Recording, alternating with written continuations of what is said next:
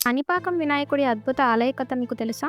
ఈ దేవాలయం భారతదేశంలోని ఆంధ్రప్రదేశ్ చిత్తూరు జిల్లా కాణిపాక గ్రామంలో ఉంది. 11వ శతాబ్దం చోళరాజు కులోతాంగచే నిర్మించబడింది. ఈ కథలో 3 శారీరక లోపాలతో ఉన్న సోదరులు ఉన్నారు. ఒకరు గుడ్డివారు, మరొకరు మూగవారు, మరొకరు చెవిటివారు. వీరు తమ గ్రామం సమీపంలో చిన్న మట్టి స్థలాన్ని సాగు చేసి సాధారణ జీవనాన్ని గడిపేవారు.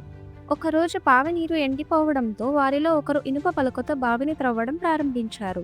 అతని పలుకు తగిలిన చోట ఒక పెద్ద రాయి ఉన్నట్లు అనిపించింది. ఆ తగిలిన చోటు నుంచి రక్తం రావడం మొదలైంది. ఆ రాయిని అక్కడి నుండి తీశాక నీళ్లు వచ్చాయి. ఆ నీళ్లు ఆ ముగ్గురు అన్నదమ్ములకు తగలగానే వాళ్ళ లోపాలన్నీ పోయాయి.